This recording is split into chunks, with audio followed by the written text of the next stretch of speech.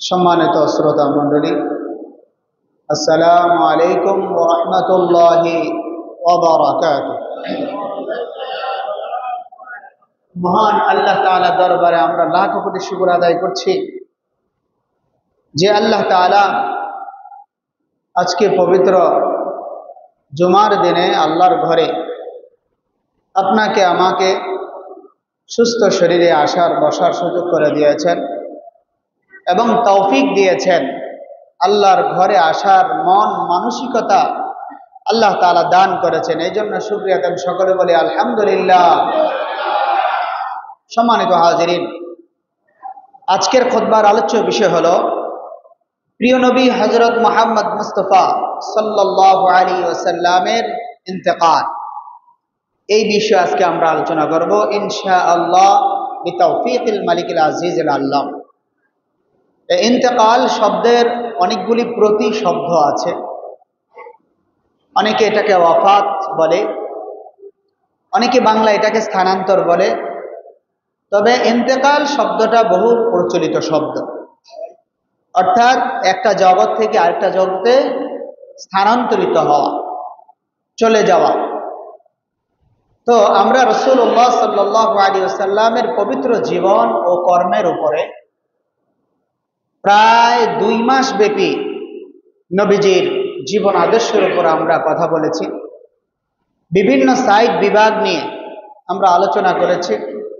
নবীজি সাল্লাল্লাহু আলাইহি ওয়াসাল্লামের বর্ণাঢ্য জীবন, বরকতময় জীবন, পবিত্র আখলাক এবং পবিত্র সিরাতুন নবী সাল্লাল্লাহু আলাইহি ওয়াসাল্লাম, এটা যে এত বিশাল, এটা যে এত বড়, এত ব্যাপক, মনে হবে যেন একটা মহাসমুদ্র। তো এই মহাসমুদ্র নিয়ে আলোচনা করে শেষ করা যাবে না। সময় সময় আমরা নবীজি সাল্লাল্লাহু আলাইহি ওয়াসাল্লামের বিভিন্ন দিক বিভাগের বিভিন্ন বিষয়ে আমরা আবারও আলোচনা করব। আজকে ইন্তেকালে আলোচনার পরে আমরা অন্যান্য বিষয় নিয়ে ইনশাআল্লাহ আগামী জুমা আলোচনা করব। তবে একটা কথা মনে রাখতে হবে, আমাদের কর্ম, আমাদের আমল, আমাদের আখলাক যা কিছু হবে সব কিছুই রাসূলুল্লাহ সাল্লাল্লাহু আলাইহি ওয়াসাল্লামের আনিত এবং ওনার রেখে যাওয়া জীবন দর্শন, কর্ম, সিরাত, সুরত, আলোচনা, ওনার সমস্ত আখলাক যেন আমাদের নামাজে থাকে, আমাদের ইবাদতে থাকে, আমাদের কর্মের মধ্যে থাকে, আমাদের মুআমালাতের মধ্যে থাকে। যদি আমাদের কর্ম, আমাদের কাজ যদি রাসূলুল্লাহ সাল্লাল্লাহু আলাইহি ওয়াসাল্লামের কাজের সাথে মিলে যায়, আদর্শের সাথে মিলে যায়, তবেই আমরা আশিকানে রাসূল হিসাবে দাবি করতে পারবো। আল্লাহ পাক কবুল করুন বলে আমিন। সম্মানিত হাজিরিন, রাসূলুল্লাহ সাল্লাল্লাহু আলাইহি ওয়াসাল্লামের বর্ণাঢ্য জীবন যখন একটা সময় সমাপ্তি হয়েছে, আর আল্লাহ তাআলা নির্দিষ্ট সময় যখন আল্লাহর নবী সাল্লাল্লাহু আলাইহি ওয়াসাল্লামকে আল্লাহ তাআলার খুব কাছাকাছি নিয়ে যাওয়ার মনস্থ করেছেন, তখনই এমনই একটি মুহূর্ত আল্লাহ তাআলা ওনার সামনে নিয়ে এসেছেন, যাকে আরবি ভাষায় বলা হয় আখিরি ইয়াউমিন মিনাল হায়াত, অর্থাৎ জীবনের সর্বশেষ সময়, অন্তিম সময় নবীজি সাল্লাল্লাহু আলাইহি ওয়াসাল্লাম কিভাবে অতিবাহিত করেছেন। ইন্তেকালের সময়, তার পূর্ব সময়টুকু নবীজি সাল্লাল্লাহু আলাইহি ওয়াসাল্লাম কিভাবে সময়টুকু কাটিয়েছেন, এই বিষয়ে ইনশাআল্লাহ আলোচনা করব। আল্লাহ তাআলা যদি তৌফিক দেয়, সকলে বলি আমিন। সম্মানিত হাজিরিন, মওত এটা একটা অনিবার্য সত্য, এর মধ্যে কোনো রকম কি নাই, হেরফের হবে না। পৃথিবীর মধ্যে যত মানুষ, যত প্রাণী আল্লাহ রাব্বুল আলামিন দান করেছে, প্রত্যেকের জন্য আল্লাহ তাআলা নির্দিষ্ট একটা সময়, নির্দিষ্ট একটা স্থান আল্লাহ তাআলা নির্ধারণ করে দিয়েছেন। ওই সময়ে, ওই স্থানে, ওই প্রাণী, ওই মানুষ, নারী হোক পুরুষ হোক, আল্লাহ তাআলা তার মওত, মালাকুল মওত সেখানে যাবে আর তার মৃত্যু সংঘটিত হবে, এতে কোনো সন্দেহ নাই। ঠিক কিনা? আল্লাহ তাআলা কোরআনে ইরশাদ করেন সূরা মুনাফিকুনের সর্বশেষ আয়াত আল্লাহ তাআলা বলেন ওয়ালা ইউআখিরুল্লাহু নাফসান ইযা জাআ আজালুহা ওয়াল্লাহু খাবীরুম বিমা তা'মালুন। আয়াতে কারিমার সামান্য অংশ বলছি ওয়ালা ইউআখিরুল্লাহু নাফসান ইযা জাআ আজালুহা। আল্লাহ তাআলা বলেন দুনিয়ার যত প্রাণ আছে, যত মানুষ আছে, ওই মানুষগুলোকে আমি আল্লাহ তাআলা নির্দিষ্ট একটা সময় হায়াত দিয়ে দুনিয়াতে দিয়েছি, প্রেরণ করেছি। ওই নির্দিষ্ট সময় যখন শেষ হয়ে যাবে, তার থেকে আল্লাহ তাআলা তাকে 1 মিনিট আগেও নয়, 1 মিনিট পরেও নয়, 1 সেকেন্ড আগেও নয়, 1 সেকেন্ড পরেও তার মৃত্যু সংঘটিত হবে না। তার মৃত্যু ওই নির্দিষ্ট সময়ে সংঘটিত হবে।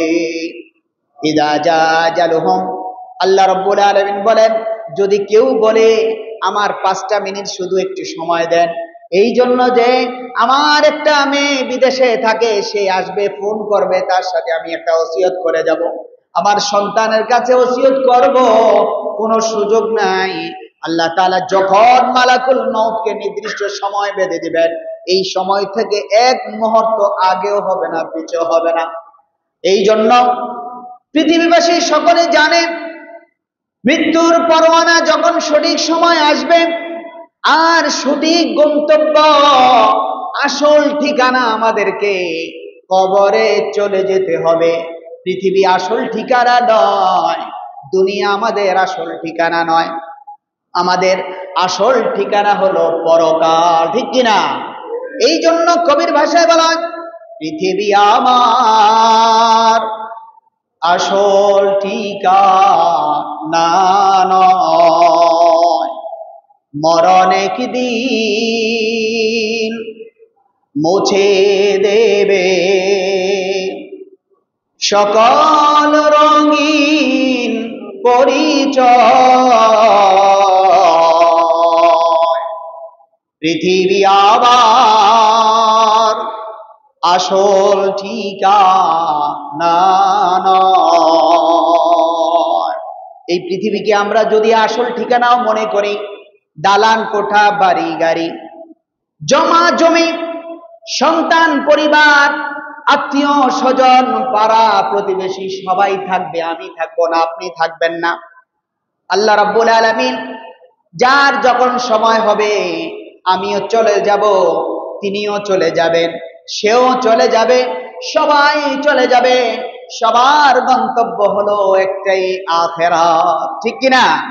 এই জন্য ভাইরা বাবারা আল্লাহ রাব্বুল আলামিন কোরআনে কারীমে এই জন্য ইরশাদ করেন, আল্লাহর নবী সাল্লাল্লাহু আলাইহি ওয়াসাল্লামকে বলেন ইন্নাকা মাইয়িতুন ওয়া ইন্নাহুম মাইয়িতুন, নিশ্চয়ই ইয়া রাসূলুল্লাহ আপনি মরণশীল, প্রাণীকুল মরণশীল, সমস্ত মানুষ মরণশীল, প্রত্যেকটা প্রাণীকে আমি আল্লাহ রাব্বুল আলামিন যখন মউতের পরওয়ানা পাঠাবো, ওই পরওয়ানা যাওয়ার সাথে সাথে মৃত্যুর স্বাদ প্রত্যেককেই গ্রহণ করতে হবে। এখন রাসূলুল্লাহ সাল্লাল্লাহু আলাইহি ওয়াসাল্লামের বিশাল এই কর্মময় জীবন, শিশু বয়স, শৈশবকাল, তরুণ জীবন, হিলফুল ফুজুল, আল আমিন এবং সিরাতের রাসূলুল্লাহ সাল্লাল্লাহু আলাইহি ওয়াসাল্লামের রিসালাতের আগ মুহূর্ত থেকে নিয়ে এসে নবীজি সাল্লাল্লাহু আলাইহি ওয়াসাল্লামের একেবারে ওহী থেকে নিয়ে শুরু করে ওহীর পরে মেরাজ থেকে হিজরত, হিজরত থেকে মক্কা, মক্কা থেকে মদিনা, মদিনা থেকে দাওয়াত, দাওয়াত থেকে হিজরত, এরকম ভাবে যতগুলো বিষয়, যতগুলো সাবজেক্ট আল্লাহর নবী সাল্লাল্লাহু আলাইহি ওয়াসাল্লামের জীবদ্দশায় সংঘটিত হয়েছে, প্রতিটি পর্ব সারা জীবন যদি কবিরা লেখে একটা পর্ব শেষ করতে পারবে না। বলে সুবহানাল্লাহ। মেরাজ নিয়ে লিখবেন, শেষ হবে না। হিজরত নিয়ে শেষ করতে পারবেন না। আল আমিনের গুণাবলী শেষ হবে না। এই জন্য রাসূলুল্লাহ সাল্লাল্লাহু আলাইহি ওয়াসাল্লামের প্রত্যেকটি বিষয়ে আলাদা আলাদা করে সংক্ষিপ্ত আলোচনা করা হয়। এই জন্য আল্লাহ রাব্বুল আলামিন বলেন ইন্নাকা মাইয়িতুন ওয়া ইন্নাহুম মাইয়িতুন। আল্লাহর হাবিব সাল্লাল্লাহু আলাইহি ওয়াসাল্লামের পবিত্র ইন্তেকাল, ওয়াফাত, এটাও একটা উম্মতের জন্য একটি বড় ইবরাত হাসিল। উম্মত যাতে বুঝে এই পৃথিবীতে নবীকে যেহেতু আল্লাহ তাআলা থাকতে দেন নাই, এই জন্য পৃথিবীর কোনো মানুষ থাকতে পারবে না, চাইলেও হবে না। এই জন্য আল্লাহ তাআলা কোরআনে কারিমে আল্লাহর নবীকে আভাস দেন, ইয়া রাসূলুল্লাহ, আপনি নবুয়তের দায়িত্ব পালন করলেন, ওহীর দায়িত্ব পালন করলেন, হিজরতের দায়িত্ব পালন করলেন, বদরের যুদ্ধের দায়িত্ব আপনি পালন করলেন, উহুদের ময়দানে দান মোবারক শহীদ হয়ে গেল আপনার, কাফের মুনাফিকরা আপনার নামে ছড়িয়ে দিয়েছে, আল্লাহর নবী মুহাম্মদ ইন্তেকাল করেছে, মুহাম্মদ নাই, মুহাম্মদ মৃত্যুবরণ করেছে, এই খবর আনাচে কানাচে উহুদের ময়দানে, উহুদের আশেপাশে ছড়িয়ে দেওয়া হয়েছে, মক্কা মদিনায় ছড়ে গেছে, মুহাম্মদ নাই। আল্লাহর হাবিব সাল্লাল্লাহু আলাইহি সাল্লাম বেহুশ অবস্থায় আছেন। উহুদের যুদ্ধে মুসলমানদের সবচেয়ে বড় লড়াকু সৈনিক হযরতে হামজা রাদিয়াল্লাহু তাআলা আনহু শহীদ হয়েছেন। আল্লাহর নবী সাল্লাল্লাহু আলাইহি ওয়াসাল্লামের ডান হাতের মতো একজন শক্তিশালী সৈনিক ছিল হযরতে হামজা রাদিয়াল্লাহু তাআলা আনহু। বলি সুবহানাল্লাহ। উহুদের যুদ্ধে আল্লাহ তাআলা বলেন, ইয়া রাসূলুল্লাহ, উহুদের ময়দানে আপনি দান মোবারক, আপনার শাহাদাত হলো, হামজা রাদিয়াল্লাহু তাআলা আনহু মতো একজন সঙ্গী ইন্তেকাল করলো, এরকম ভাবে শাহাদাত বরণ করলো। আর উহুদের পরে হুনাইনের যুদ্ধ, এরকম ভাবে খন্দকের যুদ্ধ সহ যতগুলো যুদ্ধ পরিচালনা করেছেন, আপনার বিশাল এই বর্ণাঢ্য জীবনের এখন ক্লান্তিকাল, এখন অন্তিম কাল, আপনার আরেকটা জগৎ আছে, ওই জগতের দিকে আস্তে আস্তে করে প্রস্তুতি নিতে হবে। বলে আল্লাহু আকবার। এই যে প্রস্তুতিটা নেবেন, নবীকে একটা আভাস দিয়েছেন। কে দিয়েছেন? আসমানের মালিক, জমিনের মালিক, সারা জাহানের মালিক মহান আল্লাহ তাআলা আল্লাহর রাসূলকে একটা মেসেজ, আভাস দিয়েছেন। এখন আভাসটা কিভাবে দিয়েছেন?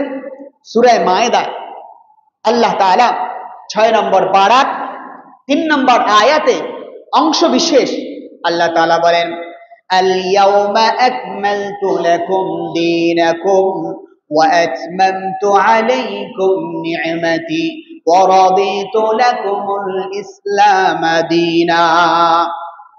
আল্লাহ তাআলা বলছেন, আল-ইয়াওমা আকমালতু লাকুম দীনাকুম, আজ আমি তোমাদের জন্য, তোমাদের উপর একটা পরিপূর্ণ দিন, একটা পরিপূর্ণ জীবন বিধান আমি পরিপূর্ণ করে দিয়েছি।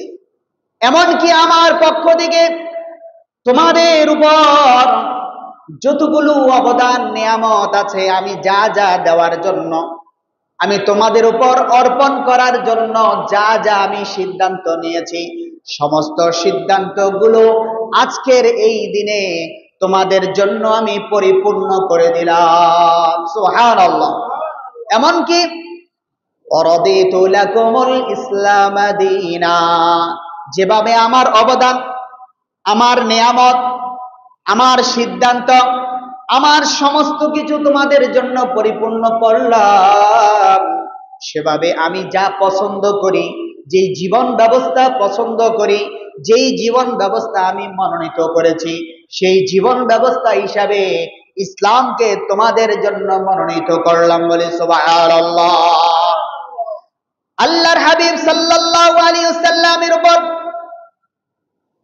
এই আয়াতে কারিমা যখন নাজিল হয়েছে, জলিলুল কদর সাহাবী, মুফাসসিরে কেরামের অন্যতম মুফাসসির হযরত আব্দুল্লাহ ইবনে আব্বাস রাদিয়াল্লাহু তাআলা আনহু এই পবিত্র আয়াতে কারিমার তাফসীর পেশ করেন।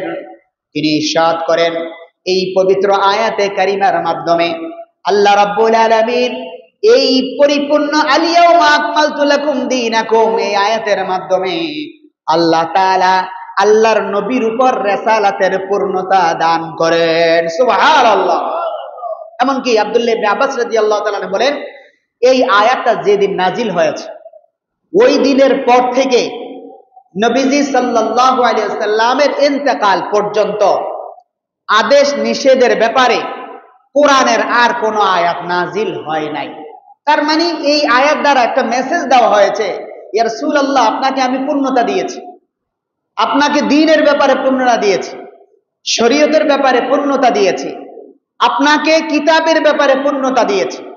এই জন্য আরো সুস্পষ্টভাবে হযরত আব্দুল্লাহ ইবনে আব্বাস রাদিয়াল্লাহু তাআলা আনহু এই আয়াতে কারিমার কয়েকটি তাফসীর পেশ করেছেন। তাফসীরে ইবনে কাসির সহ তাফসীরে মারিফুল কোরআন, তাফসীরে মাজহারি, তিনটা তাফসীরে আয়াতে কারিমার তাফসীরের সার সংক্ষেপ হলো আল্লাহ রাব্বুল আলামিন নবীজিকে উদ্দেশ্য করে বলেন, উম্মতকে উদ্দেশ্য করে বলেন, কিয়ামত পর্যন্ত সমস্ত মানুষদেরকে উদ্দেশ্য করে বলেন, এই কিতাবই হলো পরিপূর্ণ কিতাব কোরআন। এই কিতাব শেষ কিতাব, এরপরে আর কোন কিতাব আসবে না। এই নবী শেষ নবী, এই নবীর পরে আর কোন নবী আসবে না। এই শরীয়তের পরে এইটাই শেষ শরীয়ত, এই শরীয়তের পরে আর কোন শরীয়ত পৃথিবীতে আসবে না। অতএব তোমরা শুনে রাখো, আল ইয়াউমা আকমালতু লাকুম দীনাকুম ওয়া আতমামতু আলাইকুম নি'মাতি ওয়া রাদিতু লাকুমুল ইসলাম দীনা। তোমাদের জন্য আমার যত পরিপূর্ণ অবদান ছিল সব আমি পূর্ণ করলাম, ইসলামকে তোমাদের জন্য জীবন বিধান বানাইলাম। তারপরে আর কোন শরীয়ত আসবে না, আর কোন নবী আসবে না, আর কোন কিতাব আসবে না। পরিপূর্ণভাবে আমার নবী মুহাম্মদুর রাসূলুল্লাহ সাল্লাল্লাহু আলাইহি ওয়াসাল্লামের মাধ্যমে পরিপূর্ণ করে দেওয়া হলো। সুবহানাল্লাহ। নবীজি বুঝে গেছেন না এই আয়াতের ঢং? আয়াত যখন নাজিল হয়, এমনই একটি জায়গায় এই আয়াতটা নাজিল হয়েছে। দেখেন মুফাসসিরিনে কেরাম বলেন, এই আয়াতের গুরুত্ব বুঝাইতে যেয়ে বলেন, এটা যে ইসলামের পূর্ণতা এবং এই আয়াতের মাধ্যমে নবীজির ইন্তেকালের আবাস, তার একটা সুস্পষ্ট প্রমাণ হলো এই আয়াত এমনই এক জায়গায় নাজিল হয়েছে যে স্থানের নাম পৃথিবীর সমস্ত জায়গার মধ্যে অতি উত্তম পবিত্র জায়গা আরাফাতের ময়দান। বলি সুবহানাল্লাহ। আরাফাতের ময়দানে জিলহজের 10 তারিখ জুমার দিন, শ্রেষ্ঠ দিন, এমন আসরের সময়, দোয়া কবুলের সময়, গুরুত্বপূর্ণ শ্রেষ্ঠ সময়, বরকতপূর্ণ জায়গায় আল্লাহ তাআলা এই আয়াত নাজিল করেছেন এবং বলেছেন, ওয়াতাম্মাত কালিমাতু রাব্বিকা সিদকাও ওয়া আদলা লা মুবাদদিলা লিকালিমাতিহি ওয়া হুয়াস সামিউল আলিম। আল্লাহ রাব্বুল আলামিন বলছেন, হে নবী আমার, আপনার রবের পক্ষ থেকে যত ন্যায়, সৎ, ন্যায় পরায়ণ কথাগুলো আসার কথা, তা আজকে পরিপূর্ণভাবে আমি পূর্ণ করে দিলাম। তারপর থেকে আর কোনো মেসেজ, আর কোনো শরীয়ত, আর কোনো হেদায়াত, আর কোনো পথ, আর কোনো পথ নির্দেশ, আর কোনো শরীয়তের হুকুম আহকাম পৃথিবীতে আর কারো উপর নাজিল হবে না। বলে আল্লাহু আকবার। এই আয়াতের গুরুত্ব থেকে সাহাবায়ে কেরাম বুঝে গেলেন নবীজি সাল্লাল্লাহু আলাইহি ওয়াসাল্লাম আর বেশি দিন থাকবেন না দুনিয়ার মধ্যে, আর বেশি দিন অবস্থান করবেন না। আল্লাহর নবী সাল্লাল্লাহু আলাইহি ওয়াসাল্লাম একদিন অসুস্থ অবস্থায় খুতবা দিচ্ছিলেন। এই আয়াত নাজিলের পরে নবীজির জ্বর হয়েছে, অসুস্থ শরীর, জুমার দিন, জুমার নামাজে রক্ত হয়ে গেছেন। আল্লাহর নবী খুতবাটা নিয়ে আস্তে আস্তে করে মিম্বরের কাছাকাছি আসলেন। এসে আল্লাহর নবী সাল্লাল্লাহু আলাইহি ওয়াসাল্লাম খুতবা দিলেন। খুতবা দেওয়ার এক সময়, এক পর্যায়ে নবীজি সাল্লাল্লাহু আলাইহি ওয়াসাল্লাম বলেন, ইন্না আবাদান মিন ইবাদিল্লাহি খায়রুল্লাহি বাইনাদ দুনিয়া ওয়া বাইনা মা ইনদিহি ফাখতারা মা ইনদাল্লাহ। আল্লাহর হাবিব সাল্লাল্লাহু আলাইহি ওয়াসাল্লাম অসুস্থ শরীর, মাথার মধ্যে জ্বরের কারণে পট্টি বাঁধা, কাপড়ের পট্টি বাঁধা, খুব ভালো করে পট্টি দেওয়া এবং এর মধ্যে পানি মিশ্রিত ভিজায়া একেবারে এমন ভাবে দেওয়া হয়েছে যাতে করে মাথাটা ঠান্ডা থাকে। পাগড়ির মতো করে হযরতে আয়েশা সিদ্দিকা রাদিয়াল্লাহু আনহা হুজরা থেকে নবীজিকে এই পট্টিটা বেঁধে দিয়েছেন। এই পট্টিটা বাঁধা অবস্থায় তিনি খুতবা দিলেন। আল্লাহর হাবিব সাল্লাল্লাহু আলাইহি ওয়াসাল্লাম স্বয়ং মসজিদে নববীতে, তো সেখানে এই অবস্থায় তিনি একটা খুতবার অংশ বিশেষ মুসল্লিদের উদ্দেশ্যে বললেন। আল্লাহর হাবিব সাল্লাল্লাহু আলাইহি ওয়াসাল্লাম বলেন, ও আমার উম্মতেরা, সাহাবায়ে কেরাম, খেয়াল করে শুনে রাখো, এই পৃথিবীতে আল্লাহ তাআলা আল্লাহর এক বান্দাকে দুনিয়ার সম্পদও দান করেছেন, আখিরাতের সম্পদও দান করেছেন এবং ইখতিয়ার দিয়েছেন ওই বান্দাকে, আপনি যদি চান দুনিয়ায় সারা জীবন থাকতে পারবেন, দুনিয়ার সম্পদ ভোগ করতে পারবেন। আপনি যদি চান এই মদিনার আশেপাশে যে পাহাড়ে ঘেরা নগরী মদিনাতুল মুনাওয়ারা, যারা মদিনাতুল মুনাওয়ারায় গিয়েছেন তারাই বলতে পারবেন গোটা মদিনা শরীফটা চতুর্পাশে উহুদের পাহাড়ে ঘেরা। উহুদ পাহাড়কে ওই বান্দাকে আল্লাহ তাআলা বলে দিয়েছেন, যদি আপনি চান তাহলে এই উহুদ পাহাড়কে স্বর্ণে পরিণত করা হবে। আর যদি চান আল্লাহর কাছে যেই সম্পদ আছে ওই সম্পদ যদি চান তাও আপনি নিতে পারেন। এবার আপনার ইখতিয়ার, আপনি কোনটা গ্রহণ করবেন। আল্লাহর নবী সাল্লাল্লাহু আলাইহি ওয়াসাল্লাম ওই খুতবার মধ্যে বলেন, আল্লাহর ওই বান্দা দুনিয়াকে বাদ দিয়ে আল্লাহর কাছে যেই সম্পদ আছে ওই সম্পদ গ্রহণ করার জন্য তিনি ইচ্ছা পোষণ করেন। বলে আল্লাহু আকবার। হযরত আবু বকর সিদ্দিক রাদিয়াল্লাহু তাআলা আনহু সামনের কাতারে বসা, নবীজির বাম পাশে বসা, খুতবা দিচ্ছিলেন। এমন সময় বাম পাশে আবু বকর সিদ্দিক রাদিয়াল্লাহু তাআলা আনহু হু হু করে কান্না জড়িত কণ্ঠে চিৎকার দিয়ে বললেন, ইয়া রাসূলুল্লাহ, আপনি তো সেই ব্যক্তি যেই ব্যক্তিকে আল্লাহ তাআলা দুইটি ইখতিয়ার দিয়েছে। একটি ইখতিয়ার হলো চাইলে দুনিয়াতে থাকতে পারবেন, আর চাইলে আপনি আখিরাতেও চলে যেতে পারবেন তার মাওলার কাছে। ইয়া রাসূলুল্লাহ, আমাদের বিশ্বাস আপনি আল্লাহর সাথে মোলাকাতের জন্য প্রস্তুতি নিয়েছেন। বলে আল্লাহু আকবার। রাসূলুল্লাহ সাল্লাল্লাহু আলাইহি সাল্লামকে এই কথাটা বলে চিৎকার করে দিয়েছেন এবং চিৎকার করে কান্নাকাটি শুরু করেছেন। মসজিদে নববীর অন্যান্য মুসল্লিয়ানে কেরাম তারা কিছুই বুঝে নাই। তারা বলল, আবু বকর হঠাৎ করে এত জোরে কান্নাকাটি করলো, আল্লাহর নবী ওয়াজের মধ্যে কি বললেন উনি কি বুঝলেন? হাদিস শরীফে আসছে, নবীজির এই কথার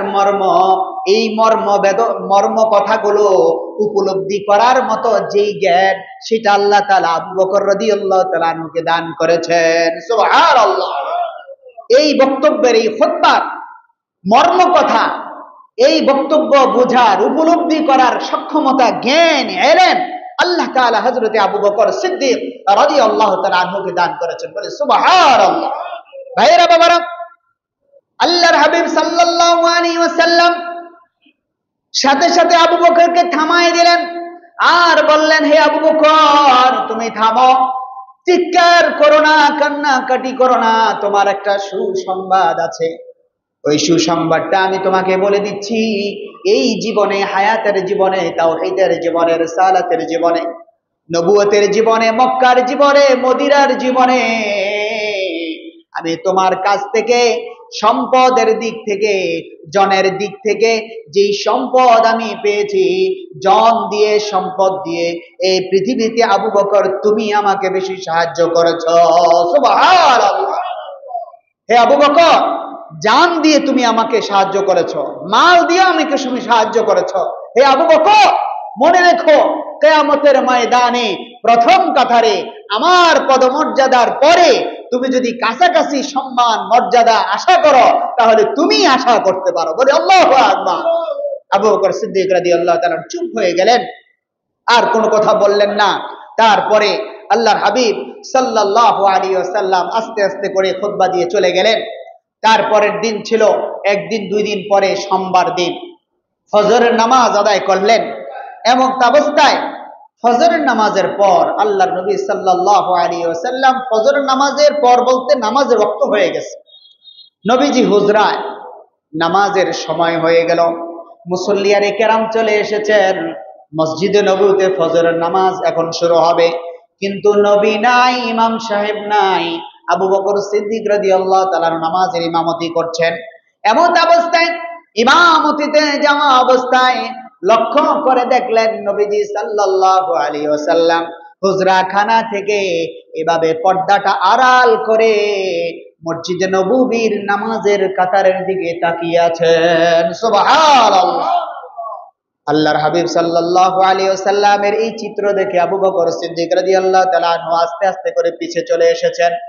নবীজি বললেন, হে আবু বকর, পিছনে আসার দরকার নাই, তুমি যেখানে যে গিয়েছো ইমামতির জায়গায়, সেখানে তুমি ইমামতের জিম্মাদারি আদায় করো। আমার শারীরিক অক্ষমতার কারণে আমি আজকে নামাজ আদায় করতে পারবো না। ইমামতির যে জিম্মাদারি, এই জিম্মাদারি আদায় করার মতো সুযোগ আমার নাই। যখন নামাজ শুরু হয়ে গেল, তাকবীরে তাহরিমা বলে যখন আবু বকর সিদ্দিক রাদিয়াল্লাহু তাআলা আনহুর ইমামতিতে সাহাবায়ে কেরাম যখন মসজিদে নববী নামাজ আদায় করছেন, এমত অবস্থায় জানালা দিয়ে নবীজি সাল্লাল্লাহু আলাইহি ওয়াসাল্লাম এক দৃষ্টিতে নামাজের দিকে তাকিয়ে আছেন এবং তার চেহারার মধ্যে এত সুন্দর চেহারা, খুশি উজ্জ্বল চেহারায় পরিণত হয়ে গেছে। আল্লাহর নবী সাল্লাল্লাহু আলাইহি ওয়াসাল্লামের চেহারাটা কেমন হয়েছে?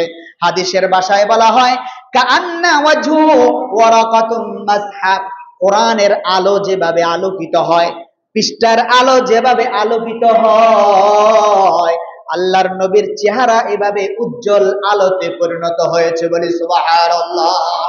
এমনকি হাদিস শরীফে আসছে প্রিয় নবীজি সাল্লাল্লাহু আলাইহি ওয়াসাল্লাম ঠোঁটের মধ্যে মুচকি হাসি এসে এভাবে সুন্দর করে চেহারাটা উজ্জ্বল করে দিয়েছে। চেহারার মধ্যে হাসি হাসি ভাব, মুচকি হাসি ভাব। এমন সময় আয়েশা রাদিয়াল্লাহু আনহা বলেন, ও আয়েশা, তুমি জানো না আমাকে আল্লাহ তাআলা যে জিম্মাদারি দিয়েছেন, দীর্ঘদিন যাবত উহুদ, বদর, বিভিন্ন যুদ্ধের ময়দানে, তায়েফের ময়দানে নির্যাতন জুলুমতার শিকার হওয়ার পরেও আল্লাহ রাব্বুল আলামিনের এলায় কালিমাতুল্লাহ, আল্লাহর কালামের কথা মানুষের ঘরে ঘরে পৌঁছে দেওয়ার জন্য যেই দায়িত্ব নিয়ে এসেছি, আর কালেমার জন্য যে জিম্মাদারি আদায় করেছি, মানুষকে নামাজের দিকে ডাকার জন্য, সালাত সালাত বলে এভাবে নামাজের কাতারে বন্দী করার জন্য আমি যে দাওয়াত দিয়েছি, এই দাওয়াতের সফলতা দেখো। আজকে মসজিদে নববীতে আজকে মুসলমানেরা কাতারে কাতারে নামাজ আদায় করে বলি সুবহানাল্লাহ। এটাই হলো আমার হৃদয়ের প্রশান্তি, আমার অন্তরের প্রশান্তি। এই প্রশান্তির বিনিময় দুনিয়ায় এর চেয়ে বড় আর কিছু হতে পারে না। আমি যখন দেখি আমার উম্মত এভাবে নামাজ কাতার বন্দী হয়ে নামাজ আদায় করে, এটাই হবে আমার নবুয়তের সবচেয়ে বড় সফলতা বলি সুবহানাল্লাহ।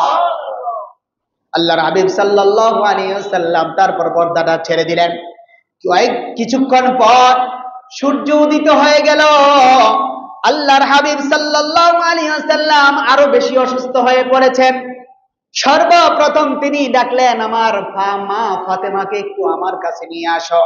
হযরতে ফাতেমা রাদিয়াল্লাহু আনহা কাছে চলে আসলেন। তিনি আসার পর কানে কানে কি যেন একটা বললেন। বলার পর হযরতে ফাতেমা রাদিয়াল্লাহু আনহা কান্না জড়িত কণ্ঠে আল্লাহর নবী সাল্লাল্লাহু আলাইহি ওয়াসাল্লামের বুকে জড়ায় ধরেছেন আর কান্না জড়িত কণ্ঠে বলছেন, ইয়া রাসূলুল্লাহ, আব্বা জান, আপনি হয়তো আমাদের ছেড়ে চলে যাবেন, আপনার চলে যাওয়া আমরা সহ্য করতে পারি না। বলে আল্লাহু আকবার। রাসূলুল্লাহ সাল্লাল্লাহু আলাইহি ওয়াসাল্লাম কানে কানে কি বলেছেন? হাদিস শরীফে আসছে হযরতে ফাতেমা রাদিয়াল্লাহু আনহাকে বলেন, ফাতেমা, আজকে যেই জ্বরে আমি কষ্ট পাচ্ছি, এই জ্বরে আমার জীবনে, এই জ্বরের মাধ্যমে, অসুখের মাধ্যমে আমার ইন্তেকাল হবে। অতএব তুমি অধৈর্য হয়ো না, সবর করো, তুমি ধৈর্য ধরো, আল্লাহ তাআলা তোমার জন্য একটা পুরস্কার রেখেছেন বলে সুবহানাল্লাহ। কিছুক্ষণ কান্না করলেন ফাতেমা রাদিয়াল্লাহু আনহা। আবার আল্লাহ নবী সাল্লাল্লাহু আলাইহি সাল্লাম ডাকলেন, আবার কানে কানে কি যেন একটা বললেন, ও ফাতেমা, আমার কাছে আসো। আবার কানে কানে বললেন। কি বললেন অন্য কেউ শুনল না। হযরতে আয়েশা রাদিয়াল্লাহু আনহা শুনলেন না, উম্মাহাতুল মুমিনিন আজওয়াজুম মুতাহহারাত অন্যান্য স্ত্রীগণ শুনলেন না, শুধু কন্যা ফাতেমা রাদিয়াল্লাহু তিনি শুনলেন। তারপর তিনি হেসে দিয়ে আল্লাহর দরবারে আলহামদুলিল্লাহ বলে শুকরিয়া আদায় করেন। বলি আলহামদুলিল্লাহ। সেটা কি?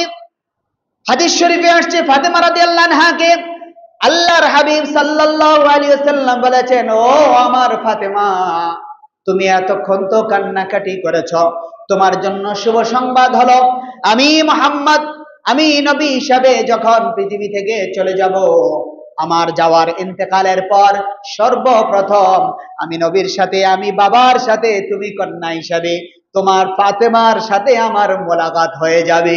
বলি সুবহানাল্লাহ। কিভাবে সাক্ষাৎ হবে? সাইয়্যিদাতু নিসাই আহলিল জান্নাহ। ও ফাতেমা, তুমি যেভাবে আমার মৃত্যুর পর পরই কাছাকাছি সময় চলে আসবে, আরেকটা শুভ সংবাদ হলো এই, তোমাকে জান্নাতে যত নারী কুল আছে, নারী সম্প্রদায় আছে, সমস্ত নারীদের সরদার নেত্রী হিসাবে আমি আল্লাহর তাআলার তরফ থেকে ডিক্লার দিলাম, তোমাকে জান্নাতের সরদার বানিয়ে দেওয়া হলো। বলে আল্লাহু আকবার। সাইয়্যিদাতু নিসাই আহলিল জান্নাহ। ফাতেমা রাদিয়াল্লাহু আনহা, এই শব্দটা আমরা প্রতিদিন প্রতিটা জুমায় খুতবার মধ্যে এই উচ্চারণ করে থাকি। এটা আল্লাহ রাসূল সাল্লাল্লাহু আলাইহি ওয়াসাল্লামের মৃত্যুর আগ মুহূর্তে এই শুভ সংবাদ দিয়েছেন। সর্বশেষ দ্বিতীয় পর্যায়ে হাসান হুসাইনকে ডাকলেন। হাসান হুসাইন কাছে আসলেন। একজনের বয়স 7 বছর, একজনের বয়স 8 বছর। কোলে নিলেন, চুমো খেলেন, উপদেশ দিলেন, নসিহত করলেন। নসিহত করার পর দুইজনের কপালে কপালে চুমো খেলেন।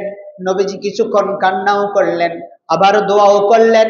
নবীজি সাল্লাল্লাহু আলাইহি ওয়াসাল্লাম ইমাম হাসান হুসাইন সম্পর্কে কিছু ভবিষ্যৎবাণী করেছেন, যার ধারাবাহিকতায় কারবালার ময়দান সংঘটিত হয়েছে। ইমাম হুসাইনের জন্য দোয়া করলেন। দোয়া করার পর আল্লাহর নবী সাল্লাল্লাহু আলাইহি ওয়াসাল্লাম নির্দেশ দিলেন, অল্প সময়ের মধ্যে আমার স্ত্রী যে কয়জন আছে তাদেরকে তাড়াতাড়ি ডাকো।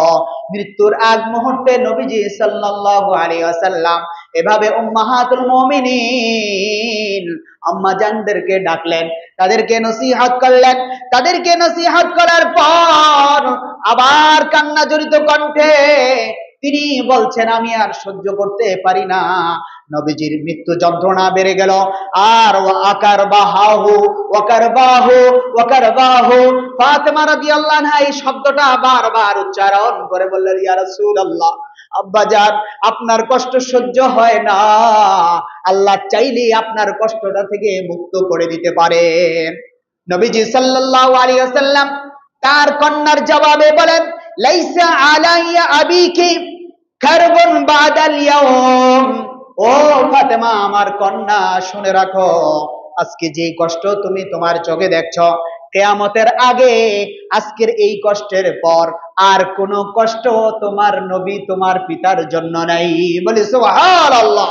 আজকের এই সামান্য কষ্ট, মৃত্যুর এই যন্ত্রণা আমি ভোগ করার পর আমি সরাসরি আল্লাহুম্মা রফিকাল আলা, আল্লাহুম্মা রফিকাল আলা, আমি তো সেই বন্ধুর কাছে যাচ্ছি যেই বন্ধু মোলাকাত করার জন্য, আমার সাক্ষাৎ লাভের জন্য আল্লাহ তাআলা আরশে আজিমে অপেক্ষা করছেন। বলে আল্লাহু আকবার।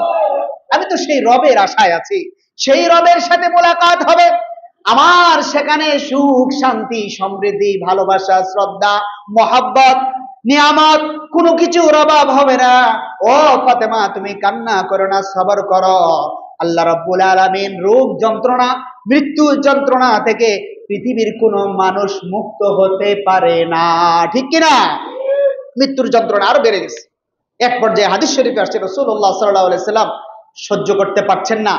এমন সময় রাসূলুল্লাহ সাল্লাল্লাহু আলাইহি ওয়াসাল্লামের মাথাটা হযরতে আয়েশা সিদ্দিকা রাদিয়াল্লাহু আনহার কোলের মধ্যে দিয়েছেন, হেলান দিয়েছেন, এবং তিনি আগে থেকে স্ত্রী, যে কয়েকজন স্ত্রী আছে তাদের কাছে আগে অনুমতি চেয়েছেন, আমি মৃত্যুর যন্ত্রণা যখন শুরু হবে এবং মালাকুল মউত আসার আগ মুহূর্তে আমি, আপনারা যদি অনুমতি দেন, আমি আয়েশার ঘরে থাকতে চাই।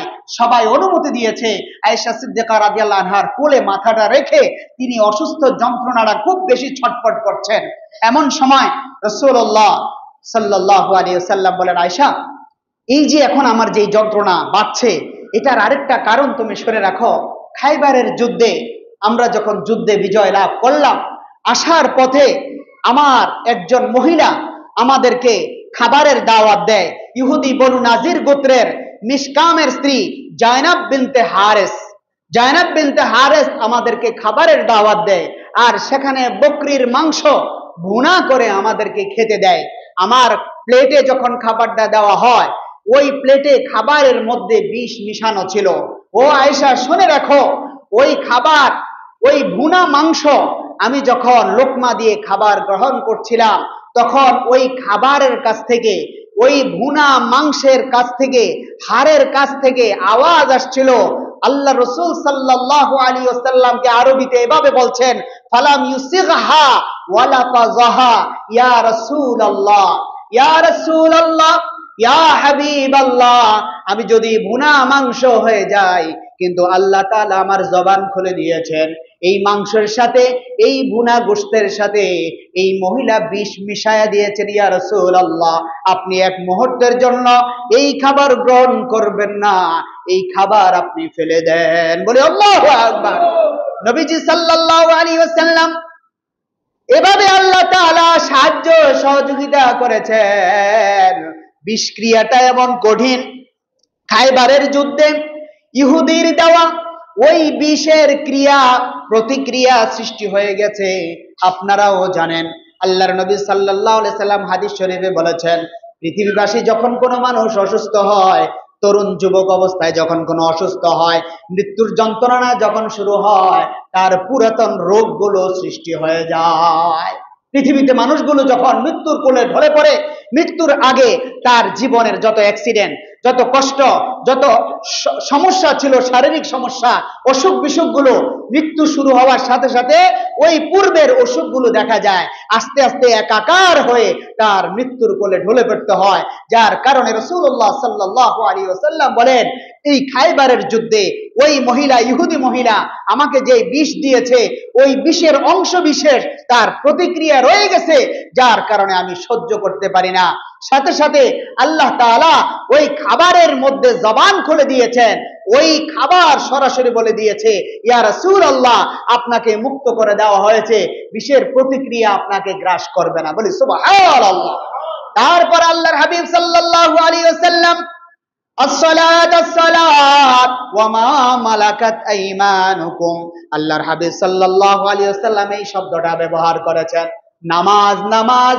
ও দুনিয়ার মানুষেরা, আমার উম্মতেরা, তোমরা নামাজের যখন সময় হবে, নামাজের সময় কখনো বিলম্ব করো না।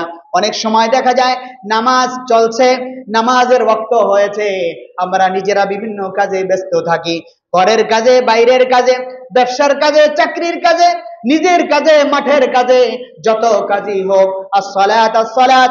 আল্লাহর নবী সাল্লাল্লাহু আলাইহি ওয়াসাল্লাম তখনই খুশি হবেন যখন উম্মত যথা সময়ে নামাজ আদায় করবে।